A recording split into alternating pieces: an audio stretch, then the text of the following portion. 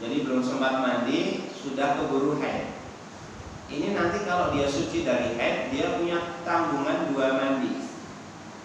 Mandi karena junub dan mandi suci dari haid. Pertanyaannya, cukupkah kalau diwakili dengan 1 mandi saja? Nah, dalam mazhab Syafi'i jawabannya boleh. Asalkan boleh dicukupkan dengan 1 mandi saja, meskipun dengan 1 niat saja. Meskipun dengan 1 niat saja. Artinya kalau nanti dia sudah mandi dengan niat untuk mengangkat hadas janabah atau mengangkat hadas haid, maka ini sudah cukup mewakili kedua-duanya. Hal yang sama kalau dia punya tanggungan 2 mandi yang sunnah. Punya tanggungan 2 mandi yang sunnah. Misalnya apa? Hari Jumat sekaligus nanti setelahnya mau melaksanakan sholat istisqa. Ini kan mau mandi, mau Jumatan disunahkan untuk mandi, mau sholat istisqa juga disunahkan untuk mandi. Ini juga diwakili salah satu juga sudah cukup. Diwakili salah satu juga sudah cukup. Tapi kalau dia mandinya ada yang wajib, ada yang sunnah. Misalnya orang yang masuk Islam, pas dia kafir dia sudah sempat junub. Mandi untuk orang yang setelah masuk Islam kan hukumnya sunnah. Tapi mandi mengangkat hadas junub itu kan hukumnya apa? Wajib. Maka ini tidak cukup kalau diwakili 1 mandi, kecuali kalau diniatkan kedua-duanya. Jadi niatnya nawaitu al-ghusla li raf'il janabati wa li sunnati dukhul fil Islam misalnya. Nah, itu diniatkan kedua-duanya. Kalau diniatkan salah satu saja, misalnya diniatkan untuk mandi junub saja, maka dia tidak mendapatkan pahala sunnah mandi karena telah masuk Islam. Atau dia niatnya mandi karena masuk Islam saja, berarti dia statusnya masih junub, nanti sholatnya belum dianggap apa? Belum dianggap sah. Ini yang pertama terkait dengan niat.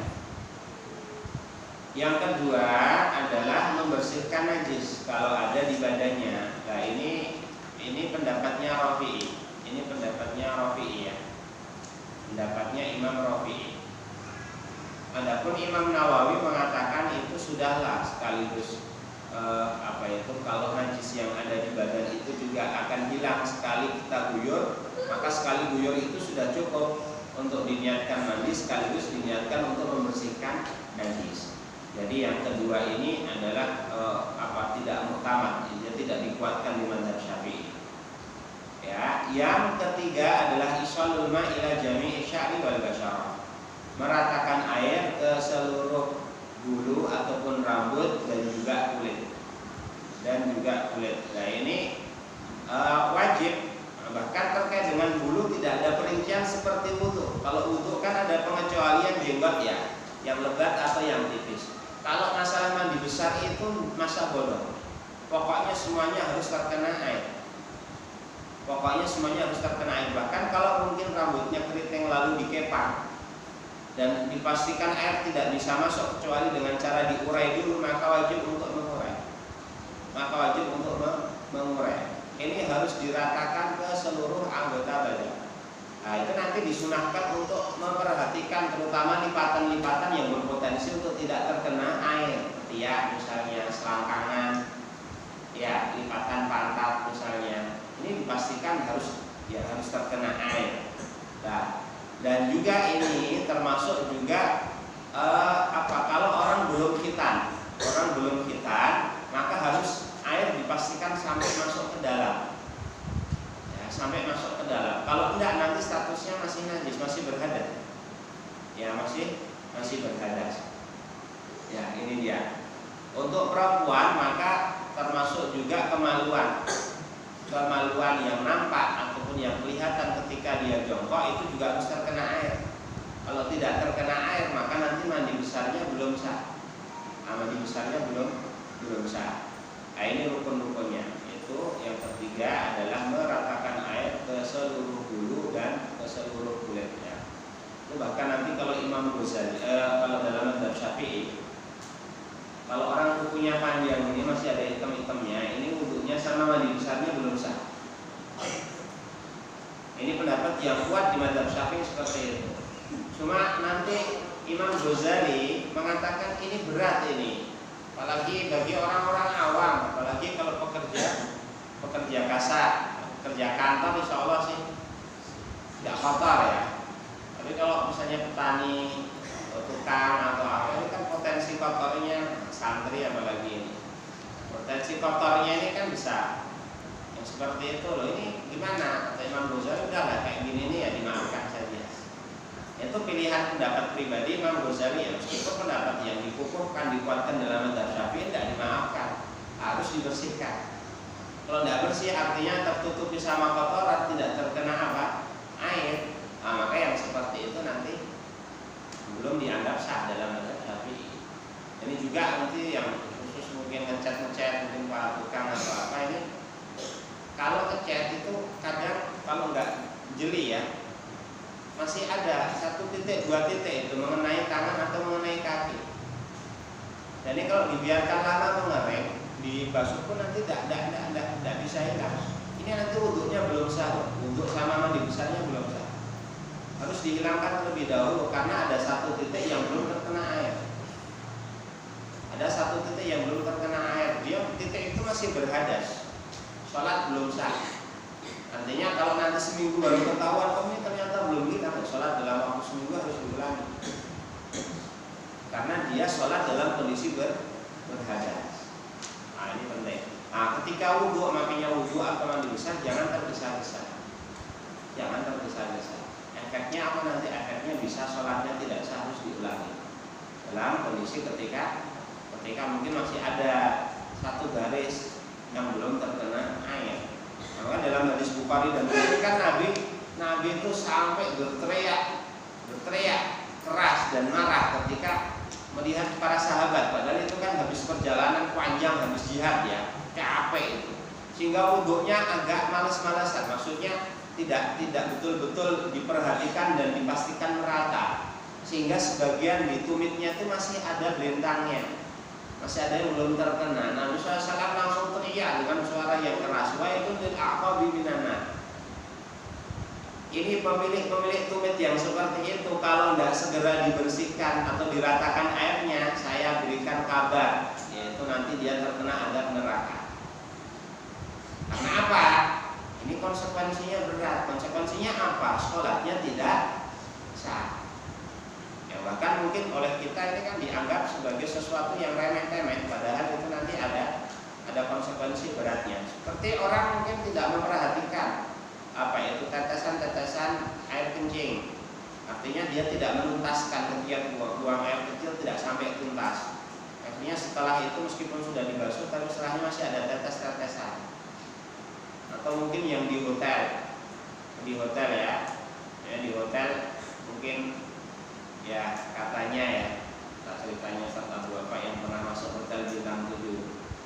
Kalau orang tempat kencingnya itu dia airnya itu keluar baru setelah beberapa saat kencing. Jadi ya, kebanyakan ya orang kalau itu ya sudah tidak dibasuh. Ya tidak dibasuh. Fungsi daripada air itu bukan supaya digunakan untuk membersihkan kemaluannya, tapi untuk menyental air kencingnya. Nah, seperti ini juga repot ini. Nah ini nanti Nabi SAW pernah melewati 2 kuburan. Hadisnya di Bukhari dan Muslim, hadis Abu Hurairah. Karena Nabi SAW di kubur ini, Nabi SAW melewati 2 kuburan. Waqala, dan beliau mengatakan innahuma la yu'adzabani wa ma yu'adzabani kabir. Penghuni 2 kuburan ini sedang diadab. Dan jangan dikira mereka diadab itu karena sebab yang besar. Itu karena sebab yang di mata mereka itu remeh-temeh. Apa yang pertama? Ma'ahduma fakana la yastatiru minal bauli. Salah satunya itu dulu dia tidak menuntaskan air kencing. Riwayat yang lainnya fakana la yastabri'u minal bauli, tidak menuntaskan air kencing. Wa amal akhar fakana yamshi binamimah. Adapun yang satu, itu karena dia suka mengadu domba, jadi buzzer. Itu salah satu sebab ada kubur itu. Ya, artinya tidak menuntaskan air kencing. Ini kan kadang dianggap remeh-temeh. Orang setelah buang air kecil ini disunahkan untuk memelintir kemaluannya dan menggerak-gerakkan menggunakan tangan kiri supaya apa? Supaya tuntas keluar. Karena nanti kalau masih ada tetes-tetesan dan tidak dia bersihkan, kan konsekuensinya berat, artinya sholatnya tidak sah. Belum lagi tambah nanti terkena ada kubur, waliyadzubillah.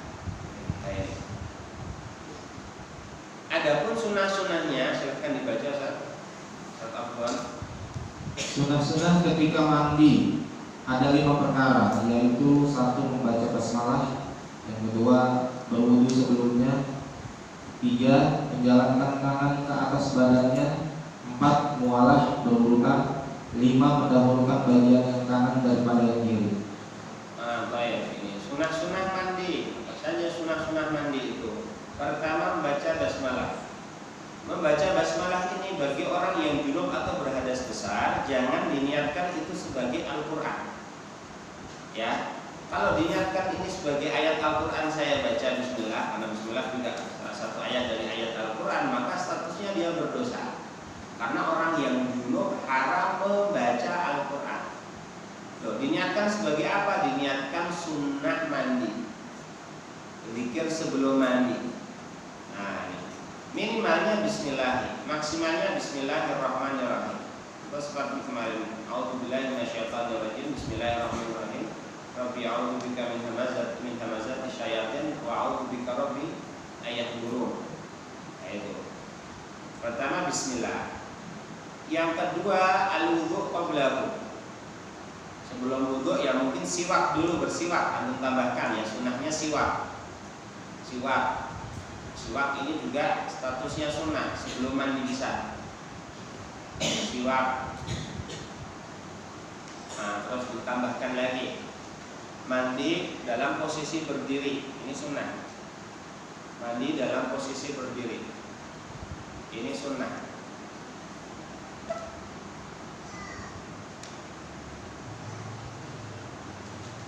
Terus juga menghadap ke arah kiblat. Nah, menghadap ke arah kiblat. Ini juga sunnah.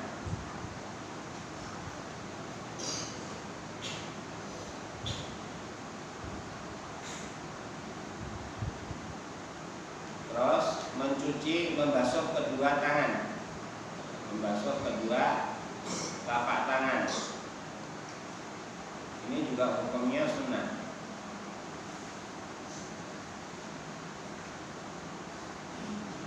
Terus juga membersihkan area kemaluan dan dubur dari kotoran. Membersihkan area kemaluan dan dubur dari kotoran. Ini juga sunnah. Terus juga kalau mandi junub maka disunahkan buang air kecil dulu sebelum mandi, supaya tuntas keluar semua air maninya. Nah, ini.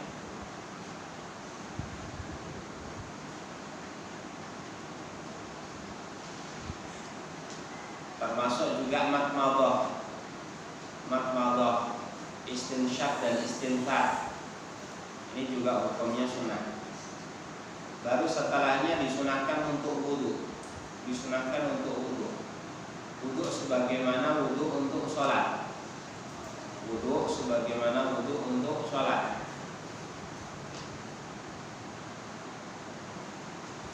Kalau dia berhadas kecil, diniatkan mengangkat hadas kecil wudunya.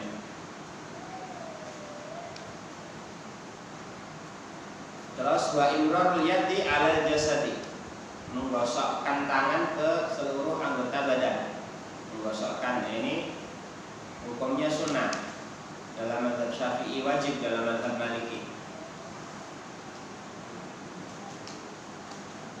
Dan ini diperhatikan betul lipatan-lipatan atau bagian-bagian yang biasanya sulit terjangkau oleh air. Ini pastikan betul airnya merata. Wal mualah ini hukumnya sunnah. Yang mualah ini hukumnya sunnah. Sunnah baik sunnah wudu ataupun sunnah mandi. Maksudnya mualah itu apa? Ya, mandi sekaligus dituntaskan. Loh, berarti ini tidak wajib ya? Ini tidak wajib. Orang bisa separuh badannya mandi di gabelan sini misalnya, kalau separuh badannya lagi mungkin di pakaian saya mandinya, tidak sah-sah saja, tidak masalah itu. Tapi ya ini wacana itu kan nggak setiap wacana harus dicoba ya. Paling tidak tahu hukumnya. Termasuk juga wudhu. Nah, wudhu ini mualah ini hukumnya sunnah, tidak wajib. Misalnya pas wudhu di sini qadarullah airnya mati, baru pertengahan wudhu, baru membasuh tangan. Nah, itu dia nyari air lama, sudah kering anggota badannya, baru dapat air. Nah, ini ulangi wudhu dari awal atau tinggal lanjut? Kalau dalam mazhab Syafi'i ini tinggal lanjut saja, tidak perlu ulangi dari awal. Loh, bukannya wudhunya terputus tidak mualah? Iya, kan mualah hukumnya sunnah, tidak apa? Tidak wajib. Nah, ini. Terus juga tayamun, taqdimul yumna 'alal yusra, mendahulukan yang kanan sebelum yang kiri. Nah, ini juga hukumnya sunnah.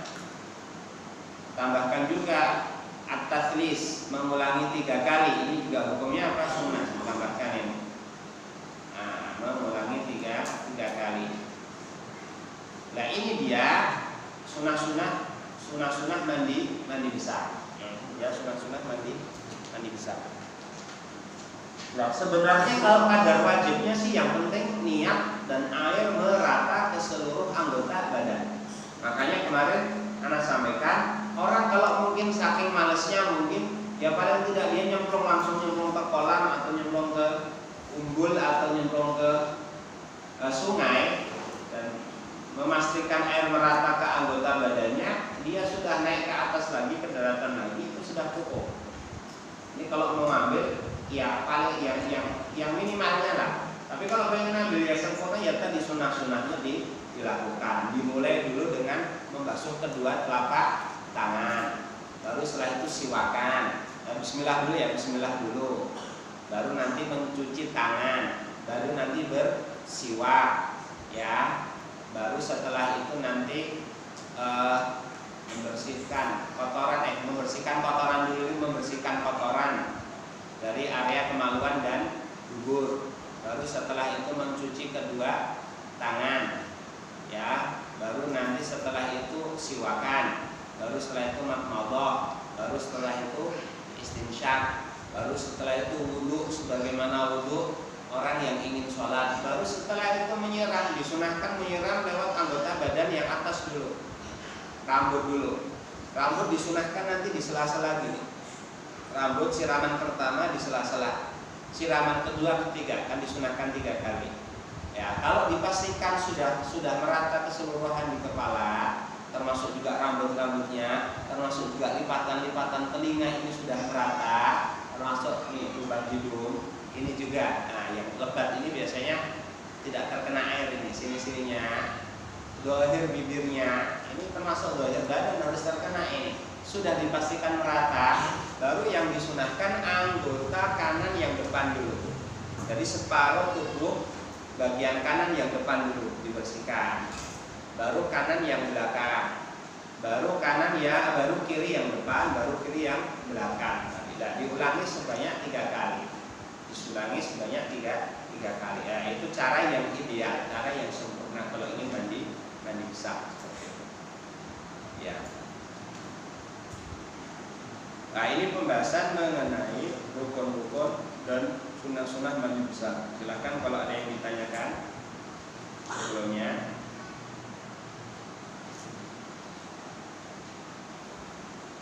Ya. Berarti istinsyak dari intisari nanti 2 kali. Iya. 2 kali, beda paket, yang satu paket sunah mandi, yang satu paket wudu. Iya. Gimana? Kenapa? Di luar WC basmalahnya, di luar WC. Ya, kalau dia mandinya di tempat yang memang dicampur antara apa?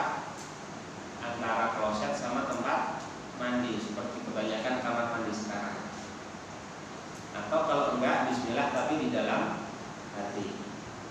Tapi kalau itu murni untuk kamar mandi, nah maka nanti bismillahnya di dalam tidak apa-apa. Ya, saya ada lagi, coba.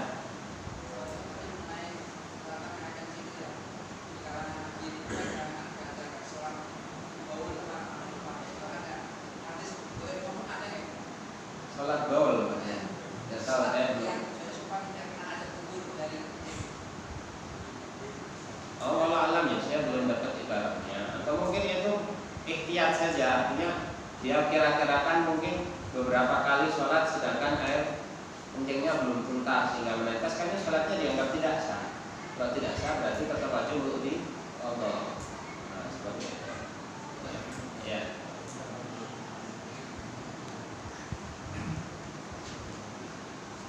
Ada lagi mau ditanyakan? Kalau nggak ada silahkan dilanjutkan. Mandi yang sunnah. Mandi yang sunnah ada 17 macam, yaitu 1. Mandi Jumat, 2. Mandi pada 2 hari raya, 3.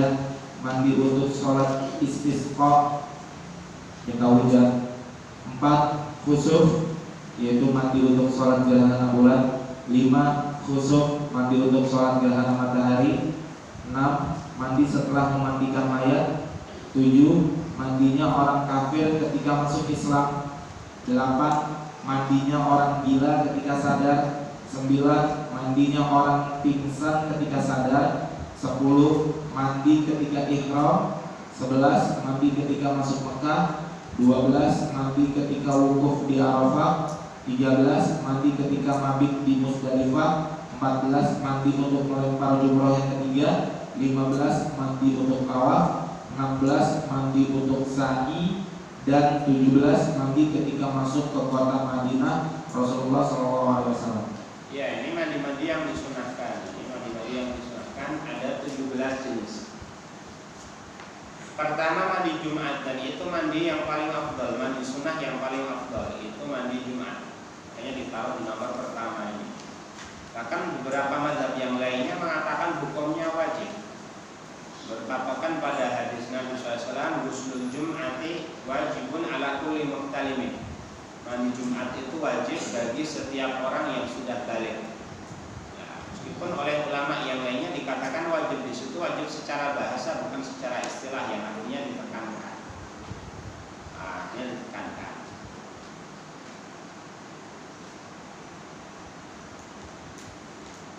Kalau dalam mazhab Syafi'i hukumnya sunnah, dan dia mandi sunnah yang paling afdal.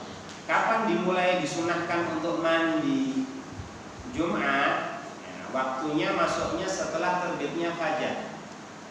Jadi waktu disunahkannya startnya kapan? Ba'da subuh itu sudah boleh untuk mandi, sudah dapat pahala. Ya.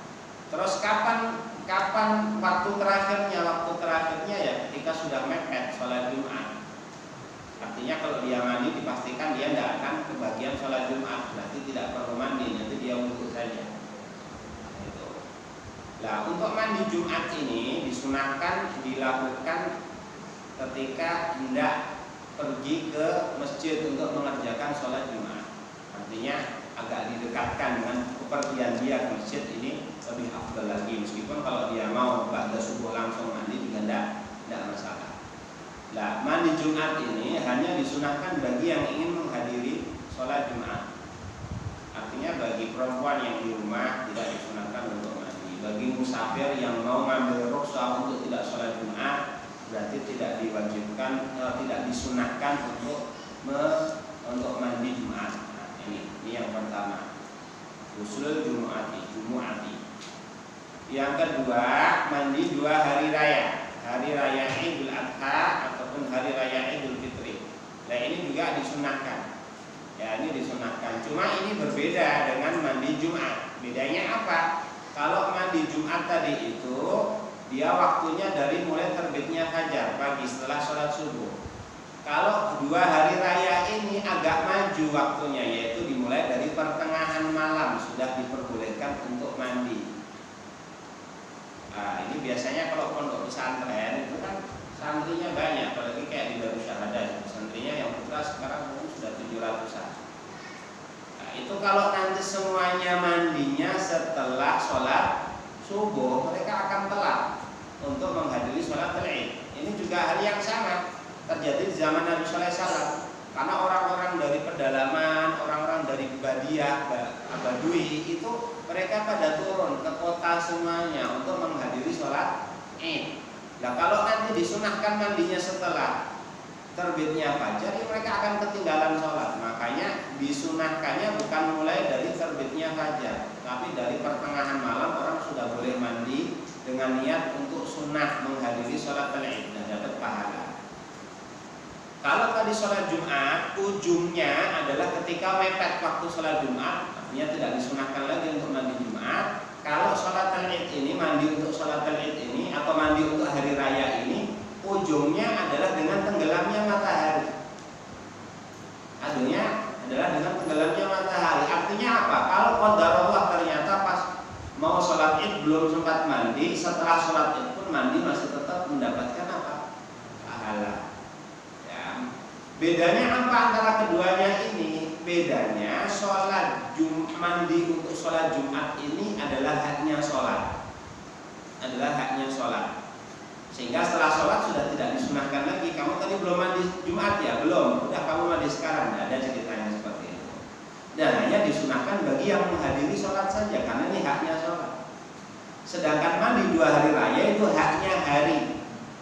Haknya hari itu kan berlaku, baik orang mau sholat nggak sholat tetap disunahkan mandi di hari itu. Dan hari itu kan selesai atau usai dengan tenggelamnya matahari, maka juga ini waktunya memanjang sampai tenggelamnya matahari. Artinya orang mandi ba'da sholat asar, mandi apa niatnya? Mandi hari raya, masih dapat pahala. Ini masih dapat pahala. Bahkan ini untuk perempuan yang haid. Bahkan ini untuk orang yang tidak menghadiri sholat tetap disunahkan untuk mandi, karena ini bukan mandi untuk mengangkat hadas. Ini mandi sekedar sunnah saja. Sunnah apa? Sunnah untuk menghormati hari raya itu. Hari itu sebagai hari raya. Ya. Yang selanjutnya adalah istisqa, mandi untuk sholat meminta hujan. Nah ini kapan disunahkan untuk mandi ini ya? Kalau tergantung dia mau sholatnya sendiri atau sholat berjamaah. Kalau mau sholat sendiri ya sekedar dia ingin sholat, disunahkan mandi saat itu.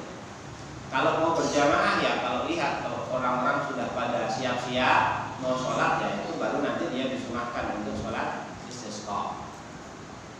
Wal khusuf, khusuf ini gerhana bulan dan gerhana matahari itu khusuf. Ini juga sebelumnya disunahkan untuk mandi terlebih dahulu. Ya, sholat khusuf mau sholatnya secara berjamaah atau mau sholat sendiri-sendiri. Nah, ini disunahkan untuk mandi. Kapan waktunya?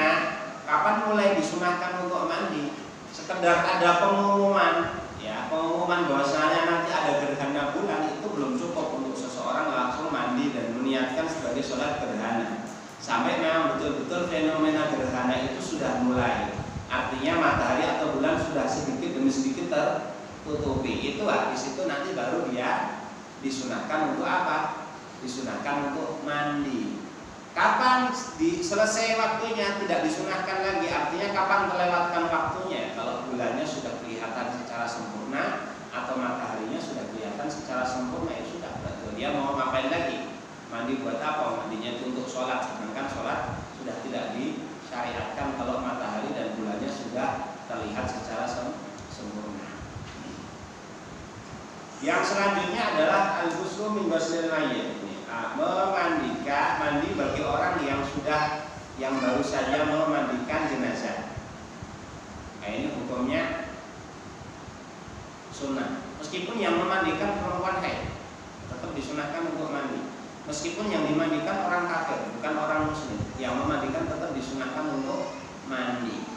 Nah ini kapan ini disunahkannya? Ya setelah dia selesai memandikan mayat. Artinya kalau mayatnya sudah selesai dia mandikan, baru nanti dia disunahkan.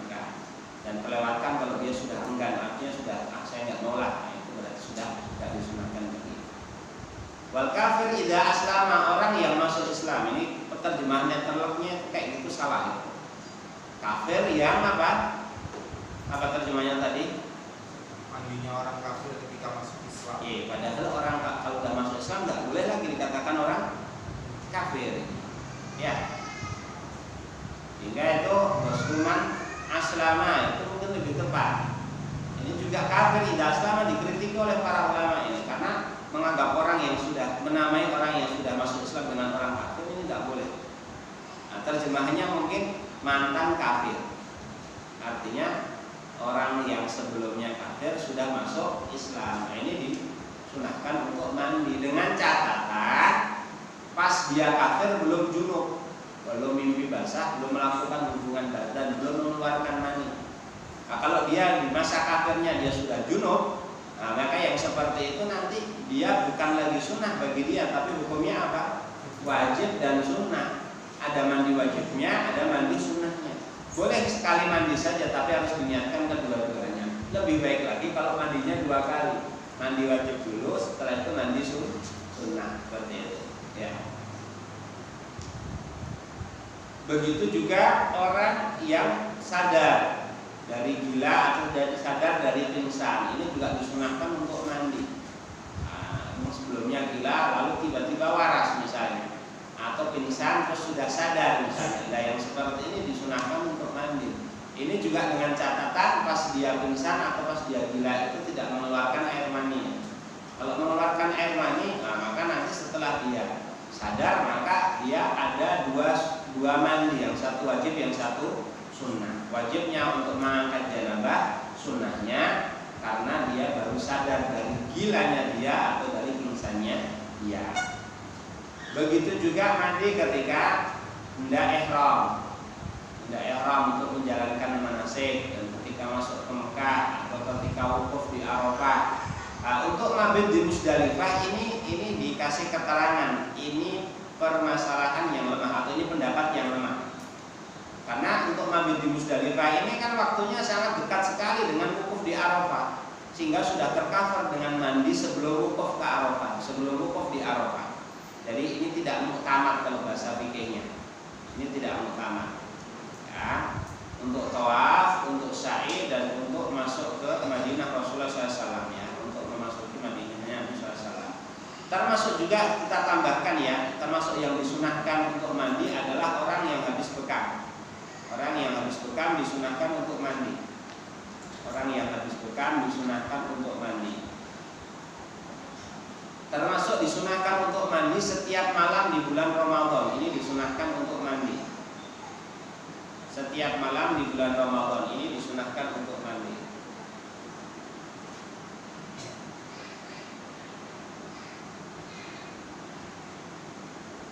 Dan untuk kumpul-kumpul guna melakukan hal-hal yang bermanfaat. Nah, kumpul-kumpul seperti mungkin untuk mau taklim, mandi dulu, ya, mau kajian, yang dipastikan ini 80% nggak nyunah ya. Terus habis tidur nggak mandi. Ya. Nah, ini juga disunahkan untuk mandi. Ya. Nah, ini silakan kalau ada yang ditanyakan sebelum masuk pembahasan mengenai mengusap kedua khuf. Gimana? Kalau malam itu kan berarti kapan? Dari mulai tenggelamnya matahari sampai sebelum terbitnya fajar. Ya, seperti itu. Kebiasaan yang saya alami dulu kan kita mandi pagi terus kerja bukan langsung masjid itu gimana? Gak apa-apa, tetap dapat pahala sunnah. Meskipun tidak sesempurna ketika antum Langsung masjid. Iya, langsung ke masjid.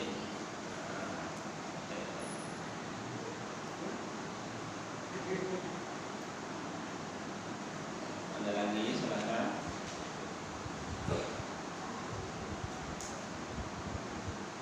Kalau tidak ada, silakan dilanjutkan. Mengusap 2 khuf sepatu. Mengusap 2 khuf boleh dengan 3 syarat, yaitu 1. Memakai 2 khuf setelah dirinya suci secara sempurna.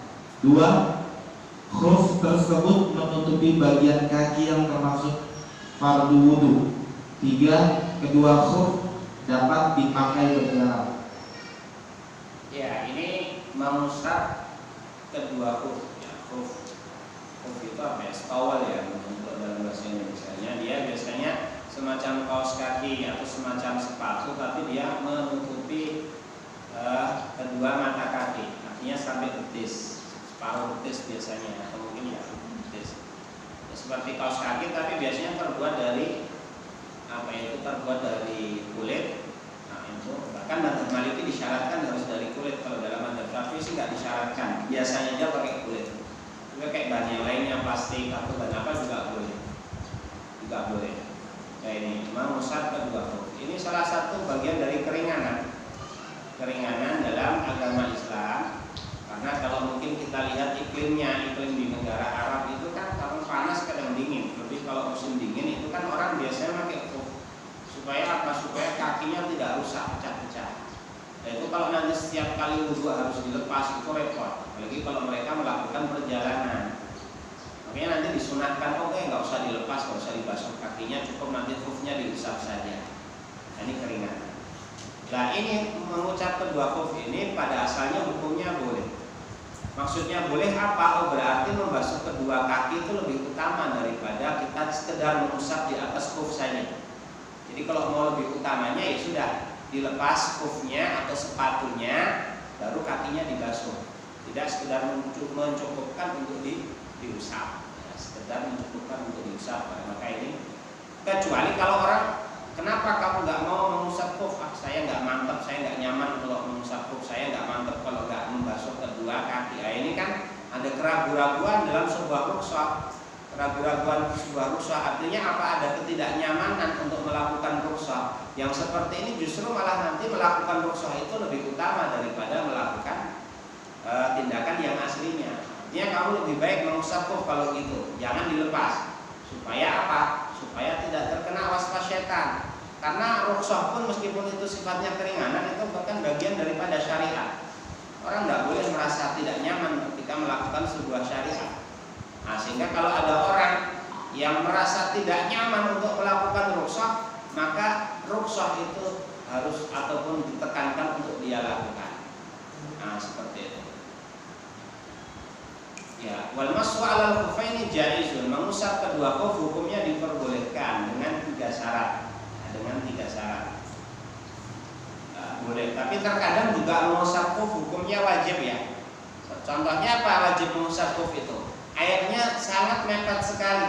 Kalau seandainya dia melepas khufnya lalu kakinya dibasuh nanti tidak cukup. Yang seperti itu wajib dia untuk mengusap khuffaini. Lebih kalau nanti waktunya sudah mepet. Ya kalau dia harus nyari air lagi nanti waktu sholat keluar. Nah, ini dia diwajibkan untuk mengusap khuf. Ya. Dan juga bisa jadi haram kalau khufnya khuf curian misalnya, atau haram lagi tidak sah misalnya bagi orang yang ihram. Orang ihram itu kan nggak boleh pakai kaos kaki, nggak boleh pakai sepatu dan lain sebagainya dalam kondisi ihram. Nah, yang seperti ini nanti tidak sah kalau dia mengusap khuf. Dia harus lepas, tidak boleh dipakai lagi dan dibasuh kakinya. Ya. Nah, cuma kebolehan mengusap kedua khuf ini ada syarat-syaratnya. Yang pertama ayat tadi al-sauma ba'da kamalit tahar. Jadi dia memakai kedua khuf itu setelah dia sempurna bersuci. Ya kan biasanya orang wudhu dulu, wudhu sampai selesai dulu baru nanti dia memakai khuffain atau memakai sepatu. Tidak apa-apa sekarang dengan catatan sepatunya rapat menutupi kedua mata kaki. Ya, artinya dia wudhu dulu secara sempurna baru memakai kedua stowelnya ini. Nah, kalau yang seperti ini baru nanti diperbolehkan untuk diusap. Tapi kalau misalnya dia wudhu, dia membasuh kaki kanan dulu, baru setelah itu dipakai. Padahal kaki kiri belum dibasuh, lalu baru kaki kiri dibasuh baru dipakai. Nah, ini tidak boleh nanti diusap setelahnya. Kenapa? Karena dia makainya sedangkan dia belum sempurna selesai bersuci. Terus caranya gimana? Caranya ya tinggal tadi kaki kanannya tadi diangkat lagi, dimasukkan lagi, itu sudah cukup. Nah, supaya dia dikatakan memakainya setelah sempurna bersuci. Syarat yang kedua itu menutupi area yang wajib untuk dibasuh. Area yang wajib dibasuh dari kaki itu adalah kaki beserta mata kaki. Kalau khufnya tidak menutupi kaki beserta mata kaki, semisal mungkin ada lubangnya sehingga kulitnya kelihatan atau sobek sehingga kulitnya kelihatan, maka tidak diperkenankan untuk diusap. Kalau mau wudhu ya nanti dilepas lagi, dibasuh kedua kakinya. Seperti itu. Yang ketiga adalah kuat. Dia mungkin digunakan untuk berjalan, digunakan berjalan untuk memenuhi kebutuhan. Maka dari itu kalau disyaratkan kuat bisa digunakan berjalan tanpa dia harus memakai sendal, ya maka orang tidak diperkenankan kalau mengusap kaos kaki sebagaimana dilakukan kebanyakan kaum muslimin sekarang. Model kaos kaki yang digunakan oleh kaum muslimin sekarang lalu diusap ketika wudhu itu tidak ada satu madhab pun yang membolehkan ini. Tidak ada satu madhab pun yang membolehkan. Madhab Hambali pun itu membolehkan itu dengan syarat